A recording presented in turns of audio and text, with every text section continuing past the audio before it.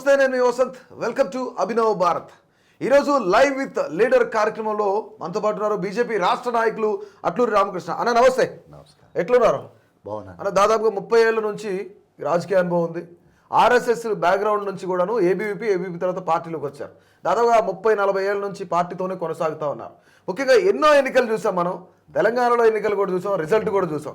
So ఈరోజు మహారాష్ట్ర ఫలితాలు అంటే 288 స్థానాల్లో విజయడంకా మోగించారు, దాదాపుగా 219 స్థానాలకి. సో ఎట్లా అనిపిస్తుంది మీకు అసలు? అంటే దేశంలో ఒక మార్పు కోరుకుంటా ఉన్నారు. ఒక 2014 నుంచి 11 ఏళ్ళ నుంచి మార్పు అనేది కొనసాగుతూ ఉన్నది. గత అనేక సంవత్సరాలుగా పరిపాలన స్వతంత్రం వచ్చిన తర్వాత కాంగ్రెస్ పార్టీ ఈ యొక్క దేశాన్ని పరిపాలించిన విధానం కానీ ఇంకోటి కానీ ప్రజలు చూస్తూ వచ్చారు. మధ్యలో కోalition గవర్నమెంట్స్ వచ్చినా కూడా వాటిని ఉంచకుండా, వాటిని సరిగా పనిచేయనీయకుండా పడేసినటువంటి సందర్భాలు ఉన్నాయి. ఎప్పుడైతే మోడీ గారి నేతృత్వంలో 2014 నుంచి ప్రభుత్వం పనిచేస్తూ ఉన్నదో, వచ్చిన తర్వాత కేంద్ర ప్రభుత్వం తీసుకుంటున్నటువంటి చర్యల ఆధారంగా అనేక రాష్ట్ర ప్రభుత్వాలు ప్రభావితమయ్యాయి.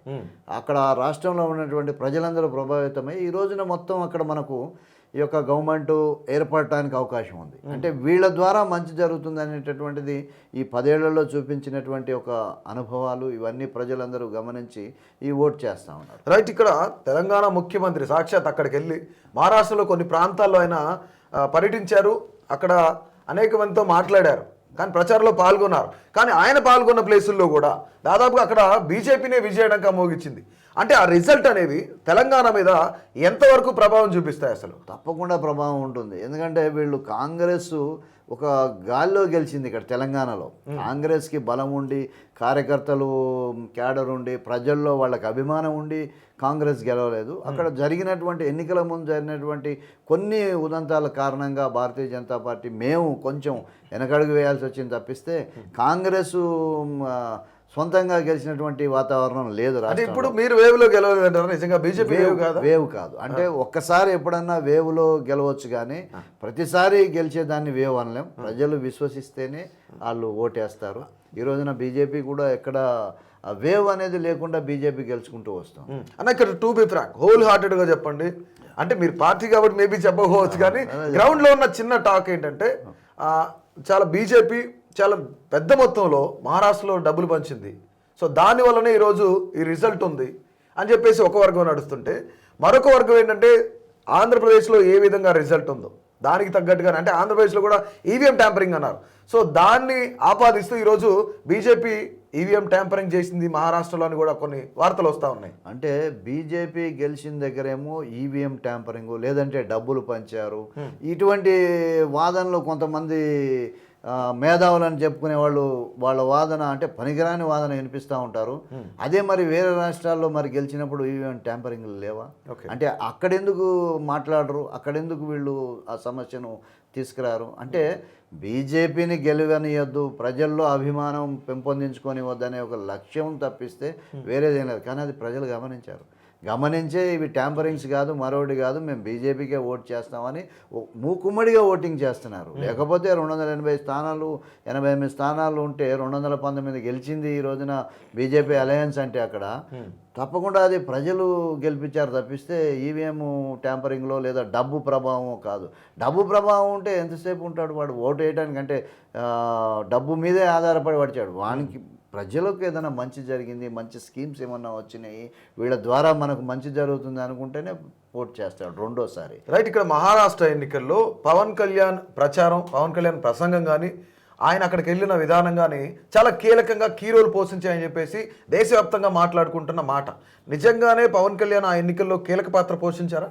తప్పకుండా. మన తెలుగు రాష్ట్రాలకు సంబంధించినటువంటి భారతీయ జనతా పార్టీ తోటి అలయన్స్లో ఎవరైతే ఉన్నారో వాళ్ళందరూ కూడా పవన్ కళ్యాణ్ గారు కానీ మిగతా వాళ్ళు కానీ అక్కడ పాత్ర పోషించారు. తప్పకుండా తెలుగు ప్రజలు అక్కడ నివసిస్తున్నటువంటి వాళ్ళను ప్రభావితం చేసి వారిని మేము చేస్తున్నటువంటి మంచి పనులు ప్రభుత్వాలు చేస్తున్నాయి, మా ప్రభుత్వాలని వీళ్ళు చెప్పడం వల్ల కొంత ప్రభావితం అయ్యారు. ఆ విధంగా వాళ్ళు ఓటు చేసేయడానికి అవకాశం ఉంది. ఈరోజు మహారాష్ట్ర గెలుపులో పవన్ కళ్యాణ్ గారు కానీ మిగతా వారు కానీ వీళ్ళందరూ పాత్ర ఉంది, దాన్ని ఎంత మాత్రం కాదనలేము. సో ఇక జార్ఖండ్ విషయానికి వస్తే నిజంగానే ఎవరైతే ఇప్పుడు మనకి రాష్ట్రపతి ఉన్నారు ద్రౌపది ముర్ము గారు, సో అదే సేమ్ కమ్యూనిటీ ఆయరలో ఎక్కువ ఉంది, కానీ మీరు అతిపెద్ద పేట వేశారు ఆ కమ్యూనిటీకి. కానీ జార్ఖండ్లో వెనుకబడడానికి ముఖ్యమైన కారణం ఏంటి? అంటే జార్ఖండ్లో కూడా భారతీయ జనతా పార్టీ మంచి పెర్ఫార్మెన్స్ చూపించాం, కానీ ప్రభుత్వం ఏర్పాటు చేసుకునేంతగా రాలేదు. అవును అవును. కానీ మేము సాధించినటువంటి సీట్లు కానీ ఇవన్నీ బాగున్నాయి, కానీ కొంత అక్కడ ఉన్నటువంటి ప్రజల్లో కొంత ఈ యొక్క ఎక్కువ అటవీ ప్రాంతంలో వాళ్ళు అక్కడ ఉండటము, కొన్ని వర్గాలు వాళ్ళందరూ కూడా అక్కడ ఉన్నటువంటి కొంత కమ్యూనిస్టు భావజాలాలు ఇవన్నీ కూడా కొంత ప్రభావితం చేశాయి అక్కడ ఉన్నటువంటి దాంట్లో. కాబట్టి కొంత మాకు మెజారిటీ తగ్గుండొచ్చు అక్కడ, మా కాంగ్రెస్ అక్కడికి అవకాశం దొరికి ఉండొచ్చు. కానీ రాబోయే రోజుల్లో ప్రజలే చూస్తారు, చూసిన తర్వాత మళ్ళీ నిర్ణయాలు దానికి సంబంధించినవి తీసుకునే అవకాశం ఉంటుంది. కాబట్టి జార్ఖండ్లో జరిగినటువంటి ఎన్నికల్లో భారతీయ జనతా పార్టీ ఓటమి చెందింది, మేము ఓటమి చెందాము. కాబట్టి దానికి ఎటువంటి ఇది లేదు. ఇంకా ఎక్కువగా ప్రజల కోసం పోరాటం చేసి ప్రజల అభిమానాన్ని మళ్ళీ అక్కడ చూరగొనడానికి భారతీయ జనతా పార్టీ జార్ఖండ్లో ప్రయత్నం చేస్తుంది. అంటే ఇక్కడ ముఖ్యంగా మరొక ప్రచారం ఏం జరుగుతుందంటే అసలు కాంగ్రెస్ పార్టీని ముంచిందే రేవంత్ రెడ్డి అని చెప్తా ఉన్నారు. మహారాష్ట్రలో రేవంత్ రెడ్డి వల్లే కాంగ్రెస్కి దెబ్బపడింది. ఇక్కడ ఈ 11 నెలల పరిపాలనలో కూడాను రేవంత్ రెడ్డి వల్లనే కొంత ప్రభుత్వానికి వ్యతిరేకత వచ్చింది అని చెప్తా ఉన్నారు. ఇందులో ఎంతవరకు నిజం ఉంది అసలు? మహారాష్ట్ర విషయానికి వస్తే మహారాష్ట్రలో రేవంత్ రెడ్డి ముంచాడు అనటం కాంగ్రెస్ వర్గాల్లో ఉన్నటువంటి వర్గ తగాదాలకు నిదర్శనం అది. ఎందుకోసం అంటే మహారాష్ట్రకి రేవంత్ వెళ్ళినంత మాత్రాన అక్కడ వచ్చేది ఏముండదు, ఒరిగేది ఏముండదు. వారి జాతీయ నాయకత్వం, కుటుంబ నేపథ్యం ఉన్నటువంటి జాతీయ నాయకత్వం ఏదైతే ఉందో, రాహుల్ గాంధీ, సోనియా గాంధీ, ప్రియాంక గాంధీ, వీళ్ళ ఆధ్వర్యంలో ఈ యొక్క ఎన్నికలన్నీ జరుగుతాయి. అది కుటుంబ నేపథ్యం ఉన్నటువంటి పార్టీ.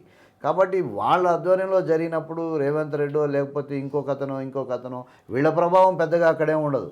కాబట్టి దాంట్లో రేవంత్ రెడ్డి ప్రభావం వలన అక్కడ ఓడింది అనడానికి నేను దాన్ని అధ్యయను. కాకపోతే రాష్ట్రానికి సంబంధించిన విషయానికి వస్తే రాష్ట్రంలో రేవంత్ రెడ్డి పోతున్నటువంటి విధానాలు మిగతాయి కూడా కాంగ్రెస్ పార్టీకి కొంచెం ఇబ్బందికరంగా తయారైనాయి. వాళ్ళు కాంగ్రెస్లో కూడా ఇప్పుడు కొన్ని హైడ్రాకి సంబంధించిన విషయంలో కానీ, మూసి సుందరీకరణ సంబంధించినటువంటి విషయంలో కానీ, అనేక విషయాలు తీసుకుంటే వీటిల్లో ధరణికి సంబంధించినటువంటి విషయంలో కానీ అనేక సమస్యల విషయంలో కొంత అనుభవం లేమి ఇటువంటివి ఉన్న కారణంగా అందులో కాంగ్రెస్లో ఉండేటటువంటి గ్రూప్ తగాదాలు ఏవైతే ఉన్నాయో ఎప్పుడు రేవంత్ రెడ్డిని దించేద్దాము అనేటువంటి దాంట్లో వాళ్ళు అది చేసుకుంటున్నారు తప్పిస్తే దాంట్లో మేమెవరం కూడా భారతీయ జనతా పార్టీ కానీ ఎవరం కూడా వాళ్ళకి సంబంధించినటువంటి విషయాల్లో జోక్యం చేసుకోం.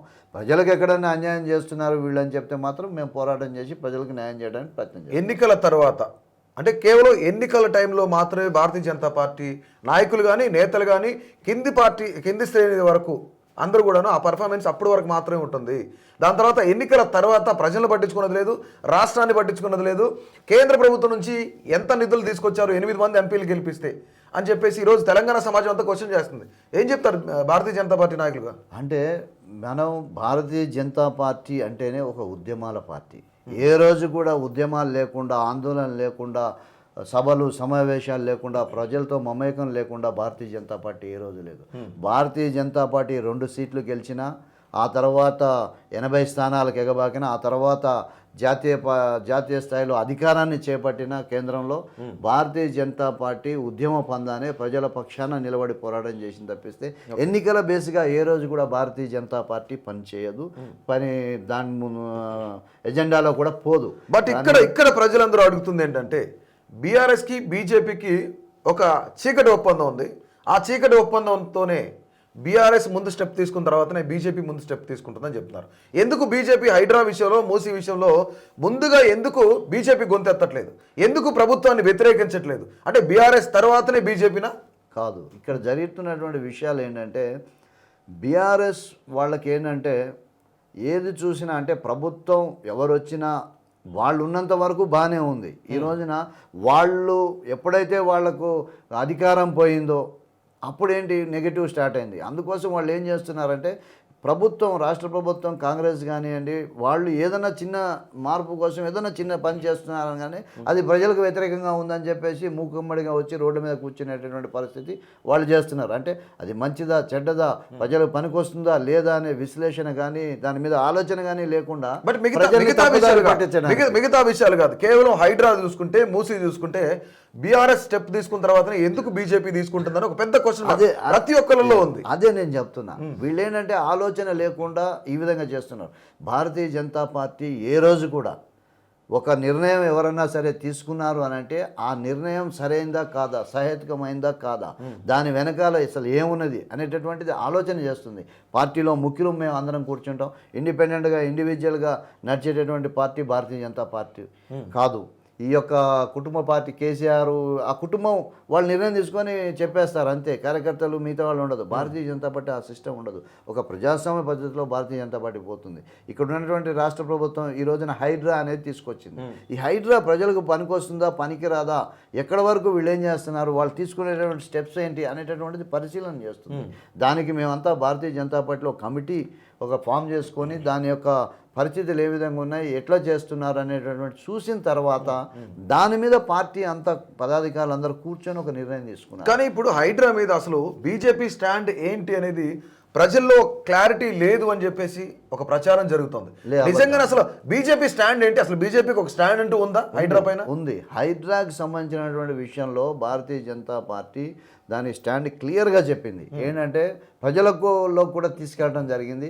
ఎక్కడైతే చెరువులు ఆక్యుపై చేశారు అనేటటువంటి పెద్ద పెద్ద సంస్థలు, పెద్ద వ్యక్తులు ఈ రోజున చెరువు ఆక్యుపై ఉన్నది అని అంటే భారతీయ జనతా పార్టీ అక్కడ ఉన్నటువంటి దాన్ని పరిశీలన చేసిన తర్వాత వాళ్ళకు నోటీసులు ఇచ్చిన తర్వాత, అంటే ఒక సిస్టమ్, డెమోక్రసీలో సిస్టమ్ ఏదైతే ఉందో ఆ సిస్టమ్ ప్రకారం ఫాలో అయ్యి దానికి సంబంధించిన యాక్షన్ తీసుకోమన్నాం. అదేవిధంగా పేద ప్రజలు ఎక్కడైతే ఇబ్బంది పడతా ఉన్నారో అటువంటి దాని విషయంలో కూడా చిన్న చిన్న వాళ్ళు ఇల్లు కట్టుకొని చిన్న దాంట్లో నివాసం ఉంటున్నారో అటువంటి ఇబ్బంది పెట్టకుండా దాని విషయంలో ప్రభుత్వాలు ఆ విషయంలో చూడాలి. వాళ్లకు అక్కడ తీయాలి అని ప్రభుత్వం అనుకుంటే కనుక వాళ్ళకు పునరావాసం ఏర్పాటు చేయాలి. వాళ్ళు రెక్కాడితే కానీ డోకాడినటువంటి మనుషులు ఈరోజు అక్కడ బతుకుతున్నటువంటి సమయంలో ప్రభుత్వాలు నిర్దాక్షిణ్యంగా కూల్చేస్తే, మొన్న ఇక్కడ జరిగినటువంటి సున్నం చెరువు కానీ మిగతా దగ్గర కానీ అక్కడ కూల్చివేతలు జరిగాయి. గుడిసెలు కూల్చేశారు. కూల్చిన తర్వాత వాళ్ళకి ఏమున్నది, వాళ్ళకి ఆధారం ఏంటి? ఒక చిన్న పాప అడిగింది, నా బుక్స్ అన్నీ ఉన్నాయి పోయినాయి అని చెప్పేసి. కాబట్టి ఇటువంటి సంఘటనలు మరి దానికి వీళ్ళు ఆలోచన చేయకుండా ప్రజల్ని ఇబ్బంది పెట్టడం కాదు హైడ్రా అంటే. ప్రజలకు మంచి కోసం మేము చేస్తున్నాం అని చెప్పినప్పుడు ఆ ప్రజలు ఇబ్బంది పడకుండా చూడాలి. అటువంటిది చూడలేదు కాబట్టి భారతీయ జనతా పార్టీ స్పష్టంగా అటువంటి వాళ్లకు న్యాయం చేయాల్సిందే.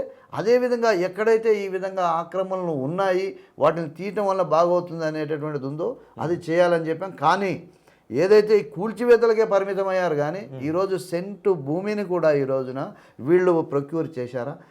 అక్కడ సుందరీకరణ భాగంలో ఇది చెరువు అని చెప్పారా? ఇంతవరకు దాని బోర్డర్ ఉందని చెప్పేసి ఒకటి ఏదన్నా తయారు చేశారా? మ్యాపింగ్ చేశారా? దాని పనులు ఏమైనా చేశారా? ఆ వేస్టేజ్ కూడా కూల్చినటువంటి దాన్ని తీసుకెళ్ళడానికి కూడా తీసుకెళ్ళలేదు.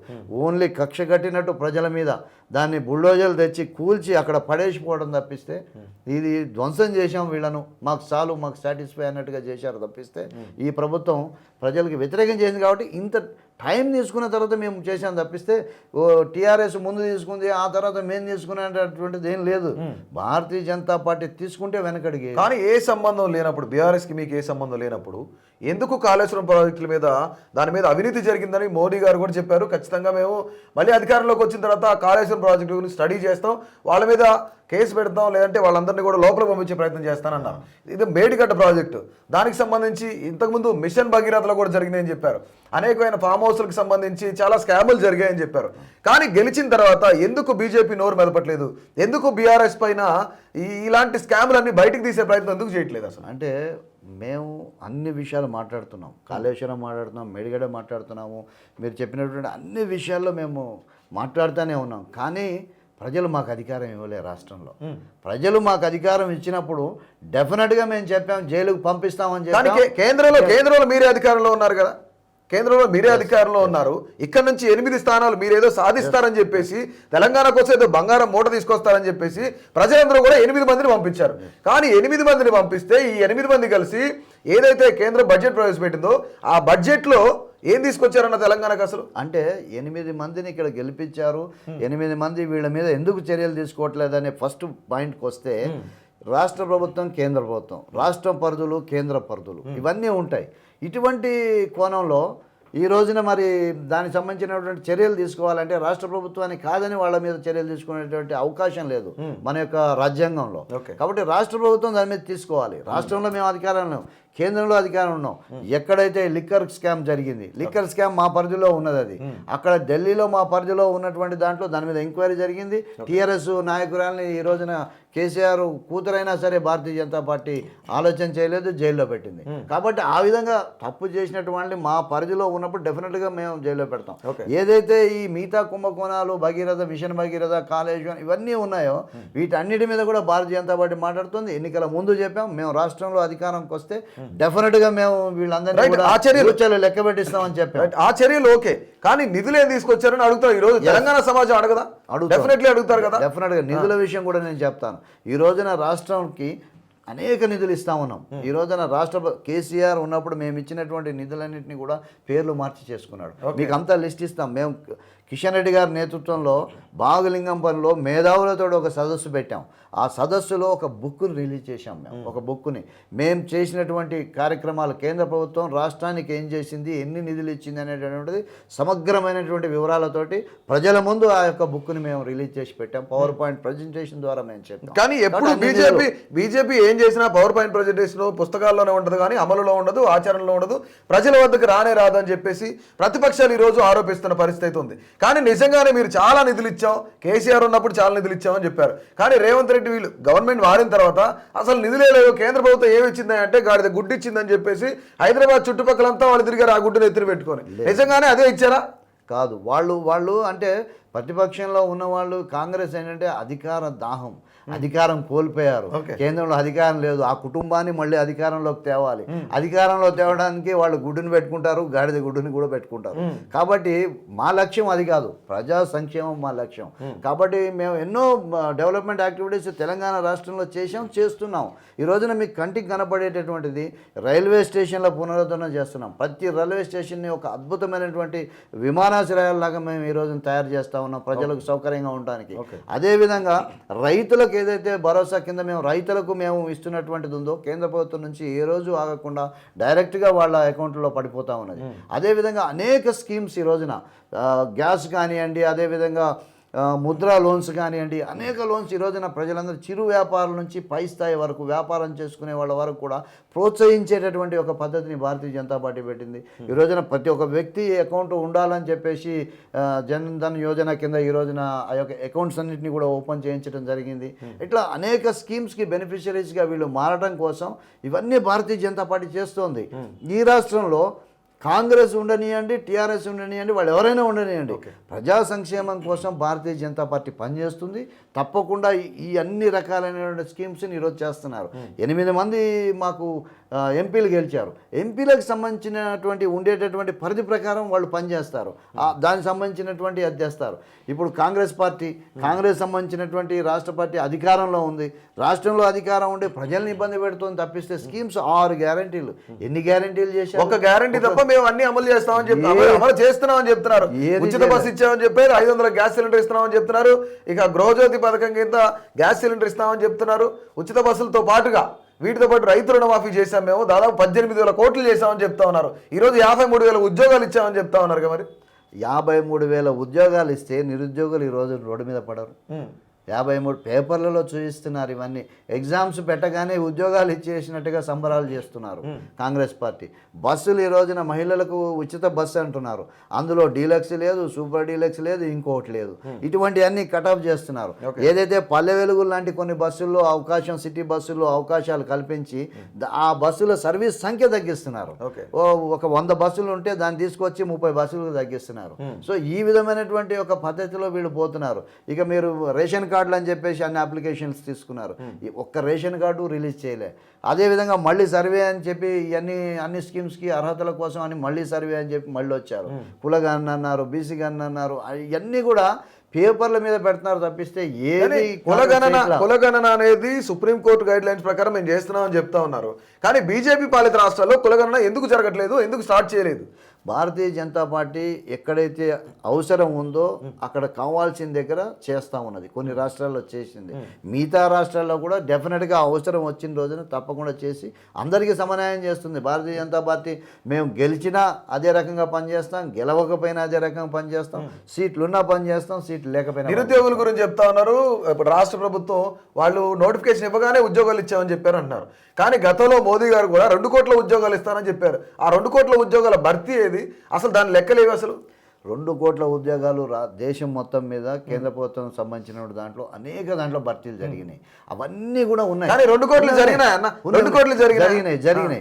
మీకు ఒకటి చెప్తాను, అంటే ఇది ఒక్క డిపార్ట్మెంటే కాదు, పై నుంచి కింది స్థాయి వరకు ఐఏఎస్లు కానివ్వండి, తర్వాత మిలిటరీకి సంబంధించినటువంటి వాటిలో కానీ, రక్షణ శాఖకు సంబంధించినటువంటి వాటిల్లో కానివ్వండి, అదేవిధంగా అకౌంట్స్కి సంబంధించినటువంటి దీంట్లో కానివ్వండి, కేంద్ర ప్రభుత్వంలో ఎప్పుడైతే ఆ సిస్టంలో ఆ యొక్క రిటైర్మెంట్ ఏజ్ ఉంటుందో ఆ సిస్టంలో వాళ్ళు వెళ్తూ ఉంటారో ఆ గ్యాప్స్ ఏవైతే ఉన్నాయో తప్పకుండా ఫిల్ చేయాల్సినటువంటి అవసరం ఉంటుంది. కాబట్టి అవన్నీ చేస్తున్నారు. రాష్ట్ర ప్రభుత్వాలు అట కాదు, ఉద్యోగులను సంతృప్తి చేయడానికో ఇంకోటో ఏజ్ని పెంచేయడం, ఇంకోటి చేయడం, ఇక్కడ ఉద్యోగాలు భర్తీ కాకుండా నిరుద్యోగులు రోడ్డు మీద పడడం, ఇట్లా నానా రకాలు అడ్వైజరీస్ వ్యవస్థ. అందరినీ ఇప్పుడు చూసుకుంటే మనం అవుట్సోర్సింగ్ తీసుకుంటారు, వాళ్ళకు ఇవ్వరు. అంగన్వాడీ టీచర్లు తీసుకుంటారు, వాళ్ళకు జీతాలు ఇవ్వరు. అదేవిధంగా అనేక మంది పారామెడికల్ సిబ్బంది వాళ్ళని తీసుకుంటారు, వాళ్ళకి జీతాలు ఉండవు. అట్లా ఉద్యోగాలు రావు, ఏదో ఉంది టెంపరీ బేస్డ్ అంటే దానికి జీతాలు ఉండవు. సో ఈరోజు ప్రజల్లో బీజేపీ తిరుగుతుంది అంటే కేవలం మతాన్ని అడ్డం పెట్టుకును దాన్ని పోలరైజ్ చేసుకుంటూ మాత్రమే బీజేపీ ప్రజల్లో తిరగలుగుతుంది అని చెప్పేసి చాలా పార్టీలు కానీ, చాలామంది నేతలు కానీ, ఈవెన్ సామాన్య ప్రజలు కూడా అంటున్న మాట ఎంతవరకు నిజం ఇది? సామాన్య ప్రజలు ఎవరైతే అనట్లేదు. కాకపోతే ఇది ఏదైతే కొన్ని పార్టీలు వీళ్ళు భారతీయ జనతా పార్టీ మీద ఏది బురద జల్లాలనేటటువంటిది తీసుకుంటుంది. భారతీయ జనతా పార్టీ ఒకటే చెప్తుంది, భారతదేశం అందరూ కూడా సమానం, ఇక్కడున్న సంస్కృతి సాంప్రదాయాలు అందరూ పాటించాల్సిందే. నువ్వు ముస్లింకా, క్రిస్టియన్కా, హిందూకా, ఎవరైనా ఉండు, నువ్వు సిక్కు, ఇసాయి, ఎవరైనా సరే భారతీయ సంస్కృతి సాంప్రదాయంలో మనం పెరుగుతూ వస్తున్నాం. కాబట్టి ఎవరి ఆచారాల్లో వాళ్ళు మనం వెళ్ళాలి. కాబట్టి దాని విధంగా వెళ్ళండి అని చెప్పేటటువంటిది వాళ్ళకు మతతత్వం లాగా కనబడుతుంది. ఈ మతతత్వం ఈ రోజున మజ్లిస్ పార్టీ, డైరెక్ట్ మతం పేరు మీద నిర్మాణమైనటువంటి పార్టీ మజ్లిస్ పార్టీని పొత్తు పెట్టుకున్న వాళ్ళు మతతత్వవాదులు కాదు. మేము భారతీయ జనతా పార్టీ ఏదైతే అందరూ సమానము, ఈ దేశం హిందుత్వం అంటే హిందూ అనేటటువంటిది మతం కాదు అనేటటువంటిది భారతీయ జనతా పార్టీ చెప్తా ఉంటుంది. హిందూ అనేది ఒక సాంప్రదాయం, ఒక సంస్కృతి, ఒక వారసత్వం అనేటటువంటిది భారతీయ జనతా పార్టీ చెప్తుంది. హిందూ అనేది మతం కింద వీళ్ళు మాట్లాడతారు తప్పిస్తే మేము చెప్పేటటువంటి దాని యొక్క మతం రంగు దానికి లేదు. కానీ మజ్లిస్ పార్టీ తోటి టీఆర్ఎస్ పార్టీ కానీ, కాంగ్రెస్ పార్టీ కానీ మతోన్మాదులతో ఈ రోజున చేతులు కలిపి ప్రభుత్వాలను ఏర్పాటు చేసుకునేటటువంటి వీళ్ళు ఈ రోజున భారతీయ జనతా పార్టీ మద్దతు చెప్పకూడదు. లౌకిక రాజ్యం అని చెప్తున్నారు భారతదేశం అసలు. అందుకనే అన్ని మతాల వాళ్ళు కలుపుకొని వెళ్తున్నాం, అన్ని పార్టీల వాళ్ళు కలుపుకొని వెళ్తున్నాం అని చెప్తా ఉన్నారుగా. అవును, మేము చేస్తున్నది అదే. ఇప్పుడు మీరు చేస్తుంది మాత్రం మత పోలరైజేషన్ కాదు అంటారు. అబ్సల్యూట్లీ ప్రతిపక్షంలో ఉన్న వాళ్ళందరూ కూడా చెప్తున్నది అదే. అందుకనే బీజేపీ అలాంటి లక్షణాలు అవలంబిస్తుంది. కాబట్టి మొన్న జరిగిన ఎన్నికల్లో ఒకప్పుడు మీరు 300 పైచీలకు సీట్లు సాధిస్తే ఇప్పుడు కేవలం మ్యాజిక్ ఫిగర్ దాటడానికి అష్ట కష్టాలు పడుతుంది, చావు తప్పి కన్నులు ఒట్టబోయినంత పరిస్థితి అయిందని చెప్తా ఉన్నారు. కాదు, ఇక్కడ జరిగింది ఏంటంటే మీరు ఒకటి ఈ విషయంలో మీరు గమనించండి. ఏదైతే మతతత్వవాదులతోటి ఈ రోజున కలిసి ఉన్నటువంటి అపోజిషన్ పార్టీలన్నీ ఆ మతాన్ని రెచ్చగొట్టి వాళ్ళ ఓటుల్ని వాళ్ళ బ్యాంకులో వేసుకోవటానికి కోసం వన్ వేగా ఒక మైనారిటీ ఓట్లను గంపగుత్తగా వేసుకోవాలని చెప్పేసి భారతీయ జనతా పార్టీ ఈ విధంగా పోతుందని మా మీద బురద జల్లి వాళ్ళందరినీ ఒకవైపు తెచ్చుకొని ఓట్లు వేసుకొని కొంత డివైడ్ చేయగలిగారు తప్పిస్తే వాళ్ళు కూడా నిజాలు తెలుసుకుంటున్నారు. ఇప్పుడు గుజరాత్ లాంటి రాష్ట్రంలో, ఇప్పుడు మహారాష్ట్ర లాంటి రాష్ట్రాల్లో, అనేక పెద్ద రాష్ట్రాల్లో ఈ రోజున వాళ్ళు కూడా నిజాలు తెలుసుకొని ముస్లింలు అధికంగా ఉన్నటువంటి రాష్ట్రాల్లో కూడా భారతీయ జనతా పార్టీ ఆ యొక్క పార్లమెంట్ స్థానాల్లో కూడా గెలిచేటటువంటి పరిస్థితి ఈ రోజున ముస్లింస్ తీసుకొస్తున్నారు. వాళ్ళు కూడా గమనిస్తున్నారు. ఈ యొక్క మతోన్మాదం పేరుతోటి ఈ యొక్క మిగతా ముస్లిం లీగ్ కానీ, మజ్లిస్ పార్టీలు కానీ, ఇట్లాంటి దేశంలో ఉన్నటువంటి వాళ్ళందరినీ కలుపుకొని పోయేది వాళ్ళు డైరెక్ట్ మైనారిటీ పెట్టుకొని వెళ్ళట్లేదా? మరి మైనార్టీలు పెట్టినప్పుడు లౌకికవాదం అని వాళ్ళే మాట్లాడతారు. ఈ విధంగా మజ్లిసు ముస్లిం లీగ్లతోటి వాళ్ళే అంటగాగుతారు. ఈ రోజున భారతీయ జనతా పార్టీ దేనికి సంబంధం ఉండదు. భారతీయ జనతా పార్టీ జాతీయ సమైక్యత, దేశం కోసం, ధర్మం కోసం ఈ రోజున పాటుపడాలి. మనకు ఉన్నటువంటి దానిలో మన సంస్కృతి సంప్రదాయాల్ని, మన యొక్క పద్ధతుల్ని, ఆచారాలని రక్షించుకోవాలనేటటువంటి భారతీయ జనతా పార్టీ విషయంలో మాత్రం ఇది మతోన్మాద పార్టీ అని మాట్లాడతారు. ఇది ఏమాత్రం సబబు ఇది అంటే భారతీయ జనతా పార్టీని ఎదగొద్దనే ఉద్దేశంలో వీళ్ళు మాట్లాడతారు. కానీ ఈ యొక్క సాంప్రదాయాన్ని ఏదైతే మనం భారతీయ జనతా పార్టీ కొనసాగిస్తున్నదో అది నిజంగా మతోన్మాదం కాదు. మేము చెప్తున్నది అందరూ సమానమే, మనతో సమధర్మ సమభావన అనేటటువంటి దాంట్లో పోతుంది భారతీయ జనతా పార్టీ. కాబట్టి ఈ ప్రజలు ఆదరిస్తున్నారు. రైట్. ఇక్కడ తెలంగాణ విషయానికి వస్తే ఆర్ఎస్ బ్రదర్స్ ఫెవికాల్ బంధం అని చెప్పేసి కేటీఆర్ పదే పదే చెప్తా ఉన్నారు. కానీ దానిపైన ఎందుకు బీజేపీ నాయకులు స్పందించలేకపోతున్నారు? రేవంత్ రెడ్డి గారు, బండి సంజయ్ గారిది ఒక చీకటి ఒప్పందం ఉంది. వాళ్ళిద్దరు కూడా బిజినెస్ పార్ట్నర్లు, వాళ్ళిద్దరు కూడా ఫ్రెండ్స్, ఒకరినొకరు కాపాడుకుంటున్నారు. బండి సంజయ్ గెలవకపోయేవాడు సరైన క్యాండిడేట్ని పెట్టుంటే కరీంనగర్లో అని చెప్పేసి వాళ్ళు చెప్తా ఉన్నారు. నిజంగానే అందుకనే కేవలం 15 రోజుల ముందునే కాంగ్రెస్ టికెట్ అనౌన్స్ చేయడం కూడా జరిగింది. నిజంగానే ఆర్ఎస్ బ్రదర్స్ది ఫెవికాల్ బంధమేనా? కాదు. ఎందుకోసం అంటే మీరు చూడండి, ప్రతిరోజు బండి సంజయ్ గారు చెప్తున్నారు ఈ యొక్క కేటీఆర్ రేవంత్ రెడ్డి మధ్య ఉన్నటువంటి చీకటి ఒప్పందాల కారణంగా భారతీయ జనతా పార్టీ మీద బురద జల్లుతున్నారు. కాబట్టి వాళ్ళ మధ్య ఒక అవగాహన ఉన్నది. ఆ అవగాహనతోటి వీళ్ళు పోతా ఉన్నారు తప్పిస్తే భారతీయ జనతా పార్టీకి ఎక్కడ కూడా సంబంధం లేదు. రాష్ట్రంలో ఒక ప్రధానమైనటువంటి ప్రబలమైన శక్తిగా భారతీయ జనతా పార్టీ ఎదుగుతోంది.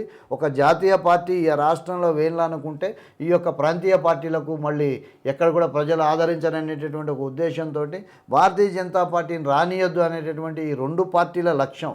కాబట్టి రెండు పార్టీలు కూడా ఈయన వచ్చేసి మీరిద్దరూ కలిసి ఉన్నారంటే ఆయన వచ్చి మీరిద్దరూ కలిసి ఉన్నారని చెప్తున్నారు తప్పిస్తే అసలు భారతీయ జనతా పార్టీకి ఏం లేదు. మేము ఎవరితోటి వాళ్ళతోటి లేదు, వీళ్ళతోటి లేదు. మేము వాళ్ళందరూ ఫైట్ చేస్తున్నాం. కవితను జైల్లో పెట్టాం, కవితను జైల్లో పెడతాం. వీళ్ళతో కలిసి ఉంటే అది ఒక్కసారి మాట్లాడే కాంగ్రెస్ వాళ్ళు తెలుసుకోవాలి. అదేవిధంగా కాంగ్రెస్కి సంబంధించినటువంటి విషయాల్లో అన్ని రాష్ట్రాల్లో కాంగ్రెస్ని ఓడించుకుంటూ మేము పోతా ఉంటే ఈ రాష్ట్రంలో కాంగ్రెస్ తోటి కలిసి ఉన్నారు అని చెప్పడం మేము అధికారంలో రావాలని చూస్తాం. బీఆర్ఎస్ బీజేపీ కలిసి ఉందని ప్రధానంగా చెప్పడానికి అసలు అగ్రెసివ్గా ఉన్న బండి సంజయ్ని పక్కన పెట్టి, లేదంటే ఆయన ఉంటే రిజల్ట్ వేరేలా ఉండేదని ప్రతి సామాన్యుడు మాట్లాడుకుంటున్నమాట. ఎందుకంటే దాదాపుగా 19 స్థానాల్లో 2వ స్థానంలో ఉంది బీజేపీ. సో అందుకనే ఆయన్ని పక్కన పెట్టి కేసీఆర్కి అతి సమీపంగా, అతి దగ్గరగా ఉండే కిషన్ రెడ్డి గారిని తీసుకొచ్చారు అని చెప్తా ఉన్నారు. సో మరొకసారి ఏంటంటే ఇంకా ఎప్పుడు రాష్ట్ర అధ్యక్షుడిని తీసుకొస్తారు, అసలు పార్టీని ఎప్పుడు బలోపేతం చేస్తారు? కేవలం ఆ కిషన్ రెడ్డి గారిని అధ్యక్షుడిగా ఉంచడానికి కారణం ఏంటంటే కేసీఆర్కి బలం చేకూర్చడానికి అని చెప్తా ఉన్నారు. కాదు, ఇదేంటంటే ముందుగా మన బండి సంజయ్ గారిని తీసేటటువంటి విషయంలో పార్టీ 3 సంవత్సరాల అధ్యక్షుడిగా ఆయన టర్మ్ పూర్తయింది. టర్మ్ భారతీయ జనతా పార్టీ ఒక డెమోక్రటిక్ సిస్టంలో ప్రజాస్వామ్య పద్ధతిలో పోయేటటువంటి పార్టీ భారతీయ జనతా పార్టీ. మాకు సిస్టమ్ ఉంటుంది. 3 సంవత్సరాలు పూర్తయిన తర్వాత అది కింది స్థాయి నుంచి బూత్ కమిటీ అధ్యక్షుడు కానీ, మండల అధ్యక్షుడు కానీ, రాష్ట్ర అధ్యక్షుడు కానీ, జిల్లా అధ్యక్షుడు కానీ, జాతీయ అధ్యక్షుడు కానీ దానికి సంబంధించినటువంటి మార్పులు చేర్పులు అనేటటువంటి జరుగుతాయి. దానిలో భాగంగా బండి సంజయ్ మార్పు అనేటటువంటిది వారిది జరిగింది తప్పిస్తే కిషన్ రెడ్డి గారు ఏదో కేసీఆర్కి దగ్గర అని చెప్పేసి తీసుకొచ్చి పెట్టేటటువంటిది అబద్ధం. ఎందుకంటే కిషన్ రెడ్డి గారు కేసీఆర్ కానీ కేటీఆర్ కానీ వాళ్ళ మీద పోరాటం చేశాడు. ఆయన 2009లో అధ్యక్షుడు అయినప్పటి నుంచి 14 వరకు వారు అధ్యక్షుడిగా కొనసాగినప్పుడు అనేక ప్రజా ఉద్యమాలు వాళ్ళ మీద వ్యతిరేకంగా చేస్తూనే ఉన్నారు. 14 తర్వాత కూడా వాళ్ళు అధికారంలోకి వచ్చిన తర్వాత కూడా వాళ్ళ మీద ఆందోళనలు, ప్రజా వ్యతిరేక చర్యల మీద చేస్తూనే ఉన్నారు కిషన్ రెడ్డి గారు. కానీ భారతీయ జనతా పార్టీలో ఇప్పుడు అధ్యక్షుడి విషయం అంటారా, భారతీయ జనతా పార్టీలో ఒక చాలా పెద్ద మహాక్రతు అంటారు సంస్థాగతమైనటువంటి నిర్మాణం భారతీయ జనతా పార్టీలోనే ఉంటుంది. మిగతా పార్టీలో కనపడదు. ఏదైతే ఎన్నికల కమిషన్ రూల్స్ రెగ్యులేషన్స్ ఉన్నాయో అవి మిగతా పార్టీలు పాటించవు. సీల్డ్ కవర్లలో వచ్చేస్తూ ఉంటారు అధ్యక్షులు. కానీ భారతీయ జనతా పార్టీలో కింద స్థాయి కార్యకర్తల నుంచి ఈ రోజున Bharatiya Janata party primary membership జరిగింది. అక్కడ బూత్ కమిటీ అవుతుంది. ఆ తర్వాత ఆ బూత్ కమిటీ వాళ్ళు మన మండల కమిటీని ఎన్నుకుంటారు. మండల కమిటీకి సంబంధించిన వాళ్ళు జిల్లా కమిటీని ఎన్నుకుంటారు. జిల్లా కమిటీలు రాష్ట్ర కమిటీలు అన్ని కలిపితే దేశంలో జాతీయ కమిటీని ఎన్నుకుంటారు, జాతీయ అధ్యక్షుని. రైట్. ఇక్కడ ఒక ప్రధానమైన చర్చ ఏంటంటే మోదీ గారి ఏజ్ ఫ్యాక్టర్ ఏదైతే ఉందో ఆ ఏజ్ ఫ్యాక్టర్ ఇప్పుడు ఎన్నికల తర్వాత ఈ యొక్క ప్రధానమంత్రి పదవి అయిపోయిన తర్వాత, పూర్తయిన తర్వాత సో ఆయన ఖచ్చితంగా మళ్ళీ పోటీ చేయకూడదు, లేదంటే మళ్ళీ పొజిషన్లో పాల్గొనకూడదు అనేది మీకు నిబంధన ఉంది. కానీ ఈసారి ఆ నిబంధన తీసేస్తారు ఆయన కోసం? అసలు నిబంధన అనేటటువంటిది పార్టీలో చర్చించి పార్టీకి సంబంధించినటువంటి దీంట్లో ఎక్కడ కూడా నిబంధన అని మేము అనుకోలేదు. బట్ కొంత మనం పార్టీలో ఉన్నటువంటి ముఖ్యులందరూ కూడా ఈ స్థాయి వరకు మనం ఉంటే ఆ మిగతా కొత్త వస్తున్నటువంటి యూత్కి కానీ మిగతా వాళ్ళకి అవకాశాలు ఇవ్వడానికి బాగుంటుంది కాబట్టి ఆ విధంగా చేద్దామన్నారు. బట్ అటువంటిది పార్టీకి సంబంధించినటువంటి నిర్ణయాల్లో మనం తీసుకుంటే డెఫినెట్గా ఫాలో అవుతాం. రాబోయే రోజుల్లో ప్రజలు కోరుకొని మనిషిలో శక్తి ఉండి సత్వం ఉండి మంచి పనులు చేసేటటువంటి ఒక మార్గం ఉంటే కనుక డెఫినెట్గా ప్రజలు కోరుకున్నప్పుడు ప్రజలు కోరుకునేటటువంటి వాళ్ళు ఉంటారు ఎవరైనా కానీ. భారతీయ జనతా పార్టీలో ఒకనాటి వాజ్పేయి గారు కానీ, ఆ తర్వాత అద్వానీ గారు కానీ, అంతకుముందు శ్యాంప్రసాద్ ముఖర్జీ గారు, దీన్ దయాళ్ ఉపాధ్యాయ గారు, ఎంతోమంది నాయకులు దేశం కోసం పనిచేసినటువంటి ఇంతమంది నాయకులు పరంపరలో భారతీయ జనతా పార్టీ కొనసాగుతుంది. మోడీ గారు, అద్వానీ గారు శకమైన తర్వాత మోడీ గారిది మొదలైంది. ఆ విధంగా భారతీయ జనతా పార్టీలో నాయకులు కుదవలేదు. ఎంతోమంది ప్రముఖులు, ఎంతో మేధావులు ఉన్నారు. కాబట్టి భారతీయ జనతా పార్టీ కొనసాగుతుంది. మోడీ గారి విషయంలో కూడా ప్రజలు అభిమానించి ప్రజలు మంచి పనులు చేస్తున్నారు, మోడీ గారు కావాలి అని ప్రజలు కోరుకుంటే పార్టీ నిర్ణయాలు తీసుకుంటే, పార్టీ ఎప్పుడు కూడా ప్రజలకు సంబంధించి పనిచేయాలి కాబట్టి ప్రజలు ఏం కోరుకుంటున్నారో అది మేము చేయాలి కాబట్టి ప్రజా కోరిక ప్రజాభిప్రాయం మీద భారతీయ జనతా పార్టీ బేస్ అవుతుంది. రైట్. ఇప్పుడు చివరిగా ఇక తెలంగాణ రాష్ట్రానికి నూతన అధ్యక్షుడు ఎవరు, ఎప్పుడు వస్తారు? అసలు పార్టీ అంటే మంచి ఫలితాలు సాధించి మంచి జోష్లో ఉంది. ఇటు 8 స్థానాలు అటు 8 స్థానాలు తర్వాత మళ్ళీ 19 స్థానాల్లో సెకండ్ ప్లేస్లో ఉంది. ఇప్పుడు మహారాష్ట్రలో మంచి పర్ఫార్మెన్స్ చేసి మంచి విజయం సాధించింది. ఇక ఇదే సమయంలో తెలంగాణలో కొత్త అధ్యక్షుడు ఎప్పుడు వస్తున్నారు, అసలు ఎవరు అనేది ఒక పెద్ద డిస్కషన్, ఒక పెద్ద చర్చ జరుగుతుంది ప్రతిరోజు. అసలు నిజంగానే ఎప్పుడు తీసుకొస్తున్నారు? అంటే భారతీయ జనతా పార్టీ, నేను ఇందాకే చెప్పా, ఈ ప్రక్రియ మొదలైంది ఆల్రెడీ. మేము ఈ యొక్క ప్రతి 6 సంవత్సరాలకు ఒకసారి, అంటే 2 టర్మ్స్కి ఒకసారి పూర్తి స్థాయి సభ్యుల్ని మేము మళ్ళీ అందరం కూడా, నాతో పాటు కిషన్ రెడ్డి గారితో పాటు బండి సంజయ్ గారితో పాటు అందరం మళ్ళీ సభ్యులుగా జాయిన్ అవుతాం. ఆ యొక్క కార్యక్రమం మొదలైంది, సభ్యత్వం పూర్తయింది. 40 లక్షల పైచీలకు సభ్యుల్ని తెలంగాణ రాష్ట్రంలో చేసుకున్నాం. బూత్ వారీగా వీళ్ళందరినీ కూడా నమోదు చేసుకున్నాం. ఇప్పుడు బూత్ కమిటీలు రేపు 25 వరకు బూత్ కమిటీలు అన్నీ పూర్తి చేస్తున్నాం. బూత్ కమిటీలు అయిన తర్వాత మండల కమిటీలు పూర్తి చేస్తాం. ఆ తర్వాత డిసెంబర్ లోపల మేము జిల్లా కమిటీలు పూర్తి చేసుకుంటాం. ఆ తర్వాత రాష్ట్ర కమిటీని రాష్ట్ర అధ్యక్షుని మేము ఎన్నుకునేటటువంటి అవకాశం ఉంటుంది. కాబట్టి మా ఎన్నికల షెడ్యూల్ వచ్చేసింది. దీనికి సంబంధించి జాతీయ స్థాయిలో మన తెలుగు వ్యక్తే, తెలుగు రాష్ట్రానికి సంబంధించినటువంటి రాజ్యసభ సభ్యుడు, ఓబీసీ మోర్చా జాతీయ అధ్యక్షుడు డాక్టర్ లక్ష్మణ్ గారు ఈ రోజున నేషనల్ పార్టీకి ఆల్ ఇండియా రిటర్నింగ్ ఆఫీసర్గా వారే ఉన్నారు జాతీయ స్థాయిలో, సో ఎన్నికల కోసం. కాబట్టి ఆ విధంగా ఇక్కడ ఉన్నటువంటి రాష్ట్ర రిటర్నింగ్ ఆఫీసరు, జిల్లా రిటర్నింగ్ ఆఫీసరు, మండల రిటర్నింగ్ ఆఫీసర్, ఇవన్నీ కూడా ఫిక్స్ అయిపోయింది. ఆ వ్యవస్థ నడుస్తుంది. కాబట్టి ప్రజలు కానీ మిగతా వాళ్ళు కానీ అపోజిషన్ పార్టీలు కానీ మా అధ్యక్షుడి గురించి ఆందోళన చెందాల్సినటువంటి అవసరం లేదు. మా ప్రజాస్వామ్య పద్ధతిలో మా అధ్యక్షుడు త్వరలోనే ఎన్నికవుతారు. రైట్. ఇది ప్రస్తుతానికి